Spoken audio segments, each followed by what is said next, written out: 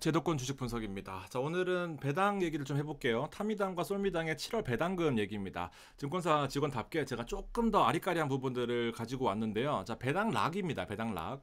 자, 월말에 이제 배당 기준일이라는 게 집중이 되어 있어요. 그리고 배당을 실제로 받고 주식이 떨어지는 배당 락을 견디느냐, 아니면 주식을 배당을 받지 않고 배당 락일에 실제로 주가가 떨어지잖아요. 왜냐하면 배당을 못 받은 사람들은 그만큼 주가가 떨어지는 게 맞습니다.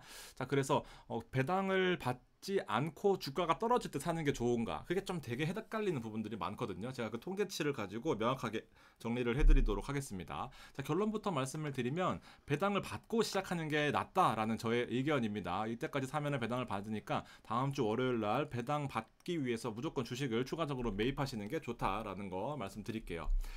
시작하기 전에 이것저것 좀 말씀을 드려볼까요? 자, 여기 이제 날파리가 미래자산운용에서 이 기사가 나왔습니다. 개인 누적 순매수가 1조 원 넘어갔다라는 건데 여러 가지 내용들이 있어요. 월배당 커버드 콜 5종이 인기가 많다라는 거고, 최근에 이제 인기가 많은 게 30년 국채 인기가 많아요. 그리고 타이거 미국 배당 7 다우존스, 그리고 나스닥이 조금 주춤하다 보니까 이게 좀 약간 맛이 가고 있어요. 나스닥 100에 프리미엄 초단기, 시장 빠질 때는 얘는 재앙입니다. 그리고 나스닥 100에다가 프리미엄 초단기, 뭐 이거 뭐야, 똑같은 거잖아. 뭐 하여튼 똑같은 내용이네. 자, 아무튼 요렇게 있습니다. 그리고 순 자산들이 뭐 늘어났다라는 건데 1,000억, 뭐 6천억 이렇거든요. 근데 옛날에 ETF면은 상상도 할 수 없는 금액들입니다. 그리고 펀드도요, 진짜 잘 나가는 펀드들 1,000억 넘기 쉽지 않습니다, 요새는. 근데 ETF가 이런 시장이 있었나 할 정도로 최근에 각광을 받고 있다라는 거 말씀드리고 싶어요. 정답이 여기에 나와 있거든요. 글씨 좀 조그맣지만 제가 읽어드릴게요. 매달 따박따박 젊은 층이 이제 커버드 콜에 꽂혔다라는 건데, 자, 40대 이하의 비중이 60%가 넘는다라는 겁니다. 젊은 사람들이 많이 하고 있다라는 거고, 자, 배당 등 제2의 월급에 관심이 많다라는 건데, 월 20만 원 받아 용돈으로 쓴다라는 게 핵심인 것 같아요. 파이어족이나 돈이 엄청 많으신 분들은 사실 뭐 월 300만 원 받아서 은퇴에 꿈꾸시는 분들 많으시지만 그게 사실상 쉽지 않잖아요. 그래서 20만 원 정도 받으면은요, 충분히 가능한 숫자거든요. 그래서 관리비를 낸다거나 아니면 교통비를 낸다거나 이걸로 이제 다른 내 자산의 배당으로 인해서 다른 일을 시키는 거죠. 약간 이제 그런 개념으로 많이 활용하신다라는 건데, 커버드콜 투자자 비중 중요하긴 한데 요거 대충 좀 보시면 나눠져 있다라는 걸 알 수 있어요. 연령대를 불문하고 많이 한다라는 건데, 진짜 정답은 여기에 있습니다. 여러분들 잘 보세요. 기본 이제 기존에서 벤치마크가 여기 슈드 나스닥 30년 채권이거든요. 자, 슈드 기본이고요. 얘는 슈드 커버드 콜이죠. 자, 11% 상승인데 얘는 22% 상승입니다. 얘는 나스닥은 37%, 기본은 37%인데 커버드 콜은 32% 조금 적어요. 채권 같은 경우 다시 설명드릴게요. 슈드는 기본 자산이 워낙 안정적인 흐름이기 때문에 커버드 콜을 할 경우에 급등하지 않으니까 이제 커버드 콜에서 콜 매도 옵션의 프리미엄이라는 게 플러스가 되는 경우가 많다라는 거예요. 자산은 기본적으로 안정적으로 이렇게 움직이고 급등하지 않으면 이익이 되는, 그리고 빠지지 않으면 이익이 되는 이 커버드 콜의 콜옵션 매도가 도움이 되는 거죠. 기본 자산들은 안 빠지고, 그리고 커버드 콜에서는 급등 안 하니까 이게 자산이 플러스가 되는 그런 형태를 가지고 있고, 반대로 나스닥 100은 급등하기 때문에 기본 자산이 많이 오르는 거는 오케이인데 굳이 커버드 콜을 해서 손실을 누적시키는 이런 경우가 있었다라는 겁니다. 무슨 말씀인지 아시겠죠? 급등하면 커버드 콜은 좋지 않아요. 콜 매도라는 것이 콜 매수자들한테 이 손실 부분을 메꿔줘야 되는 그런 의무가 있기 때문에, 그렇기 때문에 급등할 경우가 생기면 안 되는데 나스닥은 급등할 경우가 많다 보니까 손실이 발생하는 구조였다라고 보시면 돼요. 자, 반면에 채권 같은 경우에는 많이 안 움직이는데, 자, 보시면 수익률 자체는 이제 금리가 떨어진 것도 아니고 오른 것도 아니고 수급 자체에서 한 3% 정도 마이너스였던 것 같은데, 자, 커버드 콜 같은 경우는 10% 정도 수익이 났다라는 겁니다. 자, 국채 30년의 커버드 콜의 이자는 한 10%에서 12% 정도 되거든요. 자, 그 부분을 고려한다라고 한다면, 자, 여기서 어떤 것들로 커버드 콜을 해야 되는지를 좀 알 수 있겠다라는, 자, 그런 내용입니다. 자, 물론 장기 투자하고 뭐 여러 가지 시장 상황들을 고려하게 되면은 이 부분들을 좀 감안하실 수 있을 텐데, 일단 그렇게 깊이 들어가지 않고 단편적으로 봤을 때는 이렇다라고 생각하시면 돼요. 자, 30년 국채 액티브가 인기가 많아요. 약간 이제 차트가 이 갭이 좀 벌어졌어서 기분이 안 좋지만 거래 대금도 뭐 나쁘지 않습니다. 여기 보시면 약간씩 좀 그래요. 금리 인하와 인상에 대한 그 실제로 액션은 없었지만 그 기조 따라서 주가가 많이 움직여요. 10,000원이었는데요. 저가는 9,100원입니다. 생각보다 하락 하락과 상승의 그 갭 차이가 좀 적지 않다라는 그렇게 느껴지고요. 30년 솔 국채가 인기가 진짜 많거든요. 근데 보시면은 약간 좀 차트가 거시기 한데 9,500원에서 이제 1,300원 또 변동성이 생각보다 좀 큰 모습을 보이고 있습니다. 이렇게 이제 박스권 안에서 움직이는데 약간 이제 NAV는 약간 불안한 모습을 보였었네요. 이렇게 하는데 배당은 한 10% 정도, 12% 정도 나오다 보니까 메리트가 있지 않냐. 그러면서도 금리 인하를 하게 되면 가격이 올라가지 않겠냐라는 이제 그런 기대감을 가지고 투자를 하는 상태입니다. 저는 사실은 앞에 저 두 개보다 이게 나은 것 같아요. TLT라고 미국 채권에 직접 투자하는 거거든요. 만기가 20년 이상 남은 채권들에 투자하는 이 TLT를 제가 한번 다뤄드린 적이 있는데 금리가 실제로 잡았다. 와, 죄송합니다 여러분들. 집중력이 흐트러지시. 캠이 있으니까 또 이런 게 또 신기하네요. 어디까지 했지? 20년 대본이 없어요. 20년 채권에 투자하는 건데, 자, 금리를 이제 실제로 인하할 것 같다라는 거. 작년 말부터는 실제로 금리를 인하할 것 같다라는 그 기조가 강했어요. 그러다 보니까 채권이 실제로 금리를 인하하지도 않았는데 선반영 되는 거죠. 이렇게 올라갔었고 실제로 떨어졌고, 이 사이를 보면은 82불 그리고 100불이니까 거의 한 20불 정도니까 20%의 수익률이 왔다 갔다 한 겁니다. 이게 채권이 아닌 것이죠. 이렇게 돼서 지금도 박스권 정도에 있다라고 볼 수 있는데 실제로 금리 인하의 가능성이 지금 90%가 넘어가게 되는 거죠. 9월 달에. 그러다 보니까 채권이 좀 올라가지 않겠느냐라는 겁니다. 자, 여러 가지 상황들을 좀 고려하면 직접 투자보다도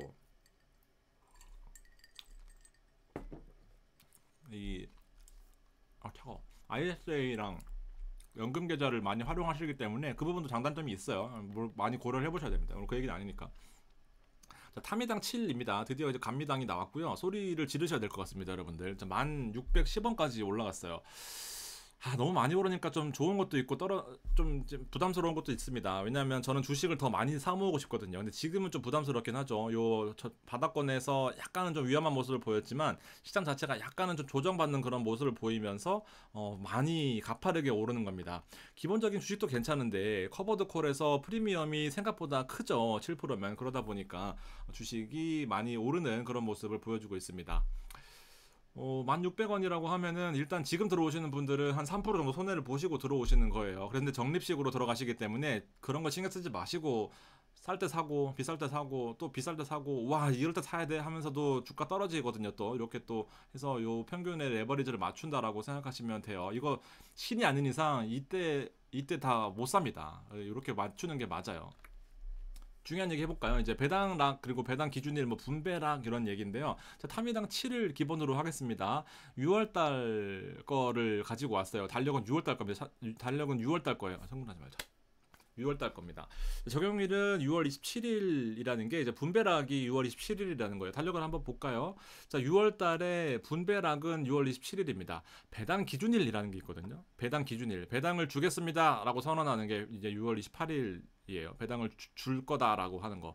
자, 우리나라 주식시장은요 D+2일 결제예요. 실제로 오늘 주식을 사더라도 내가 주주 명부에 이제 등재되는 날은 이틀 뒤라는 겁니다. 오늘은 그냥 주식을 사겠다라고 표시를 한 거고 주식이 들어와 있는 가짜 상태예요. 근데 실제로 주식이 결제돼서 재탁결제원을 거쳐서 주주 명부에 등재되는 날은 이틀 뒤라는 거죠. 이때 배당을 주겠다라고 선언했다라는 것은 이게 이제 주주 명부에 등재가 됐다라는 거예요. 주주 명부에 등재가 되려면은 이틀 동안의 시간이 필요하다라고 했죠. 그래서 요게 바로 이제 주식을 요때까지 보유를 해서 결제가 떨어져서 주주명부에 들어와야 배당이 나오는 거니까 26일까지 사서 보유를 했었어야 됩니다. 근데 27일날 사면 어떻게 되죠?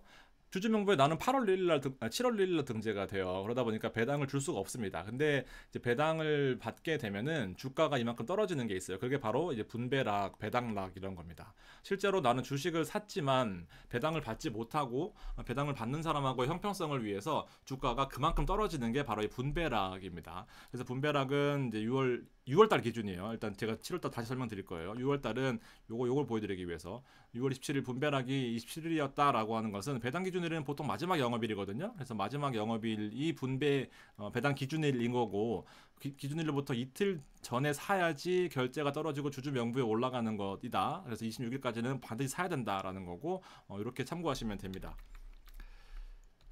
이렇게 보여드릴게요. 7월달 달력입니다. 자, 이거는 26일날 캡처한 거기 때문에 그냥 무시하시고요.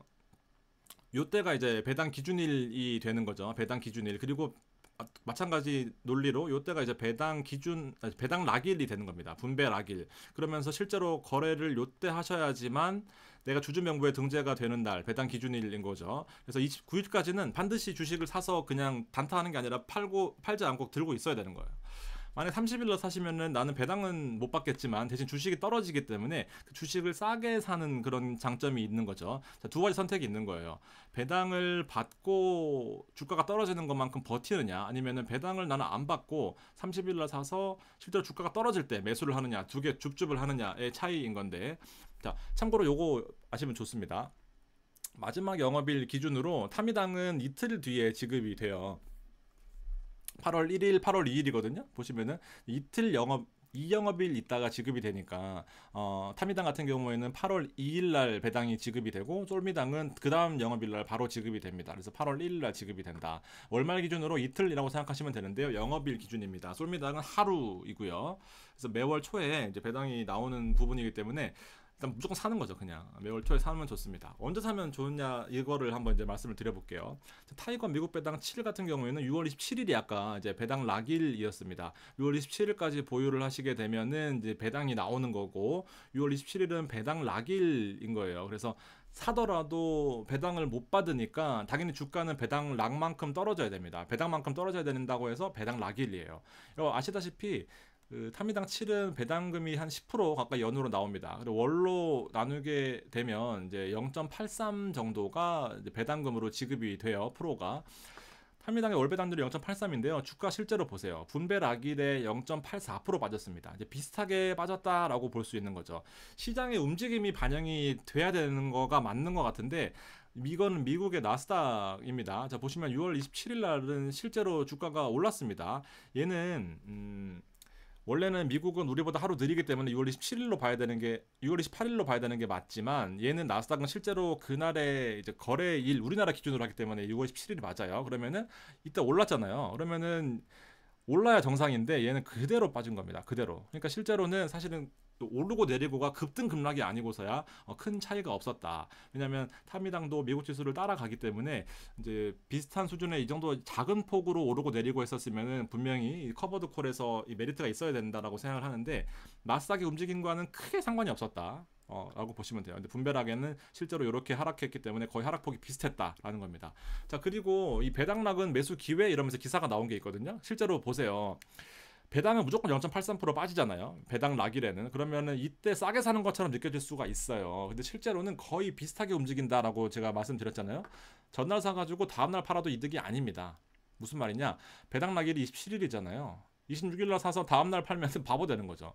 빠지고입니다. 그러니까 이런 거는 그냥 어그로를 끄는 거라고 보시면 되고 24년 2월에 이제 배당락에 실제로 어떻게 움직였는지를 통계를 내놓은 이 IBK 투자증권의 자료가 있습니다.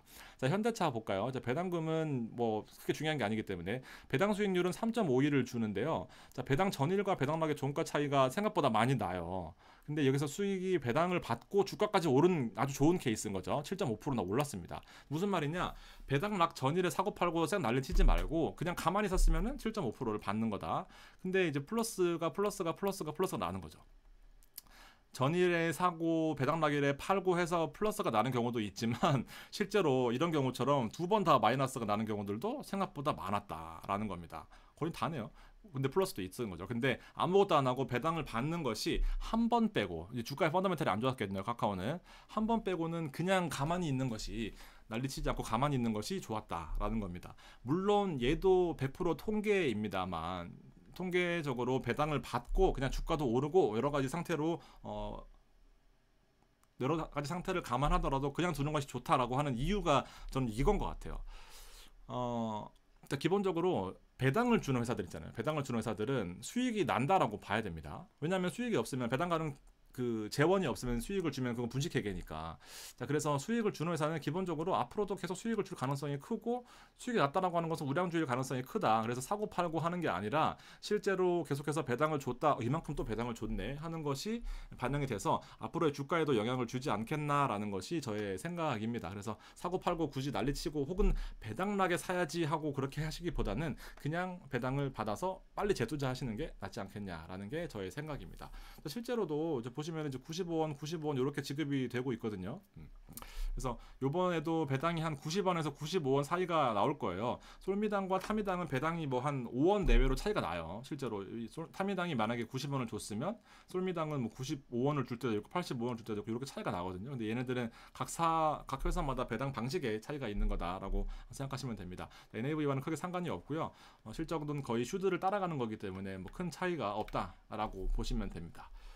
오늘 방송 여기까지 준비를 했어요. 여러 가지 내용을 좀 말씀드리려다가 중구난방이 된 것 같은 느낌이 약간 있는데 아무튼 좋은 것만 쏙쏙 빼가시면 좋겠습니다. 모기도 잡고 그래서 죄송합니다, 여러분들. 오늘 도움이 되셨기를 바라고 같이 배당 받으셔서 다음 달 초에 배당을 또 받아서 같이 리뷰해보는 시간을 갖도록 하겠습니다. 긴 시간 들어주셔서 감사합니다.